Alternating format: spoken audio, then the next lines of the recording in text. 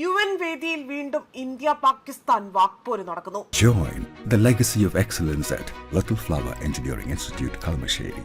പാകിസ്ഥാന്റെ വായടപ്പിച്ച് യുഎനിലെ ഇന്ത്യയുടെ സ്ഥിരം പ്രതിനിധി പർവതനേനി ഹരീഷ് ജമ്മു കാശ്മീരിനെ കുറിച്ച് പാകിസ്ഥാൻ നടത്തിയ പരാമർശങ്ങളെ ഇന്ത്യ ശക്തമായി തള്ളിക്കളഞ്ഞിരിക്കുകയാണ്. ജമ്മു കാശ്മീർ ഇന്ത്യയുടെ അവിഭാജ്യ ഘടകമാണ് എന്നും അതിന്റെ പദവിയിലോ ഇന്ത്യയുടെ നിലപാടിലോ യാതൊരു വിധത്തിലുള്ള മാറ്റവും സംഭവിച്ചിട്ടില്ല എന്നതാണ് ഇന്ത്യ വ്യക്തമാക്കിയിരിക്കുന്നത്. UN സുരക്ഷാ കൗൺസിലിന്റെ വാർഷിക റിപ്പോർട്ടുമായി ബന്ധപ്പെട്ട് നടന്ന ആ ഒരു യോഗത്തിനിടയിലാണ് ഇത്തരം ഒരു സംഭവം ഉണ്ടായിരിക്കുന്നത്. ചർച്ചയുടെ പ്രധാന വിഷയമായി നേരിട്ട് ബന്ധമില്ലാത്ത രീതിയിൽ പാകിസ്ഥാൻ വീണ്ടും കാശ്മീർ വിഷയം ഇവിടെ ഉയർത്തിക്കാട്ടുകയാണ് ചെയ്യുന്നത്. ഇതിന് പിന്നിലെ ദുരുദ്ദേശപരമായ നീക്കങ്ങളെ ഇന്ത്യ ശക്തമായി തന്നെ എതിർക്കുകയും മറുപടി നൽകിക്കൊണ്ടാണ് രംഗത്ത് വന്നിരിക്കുന്നത്.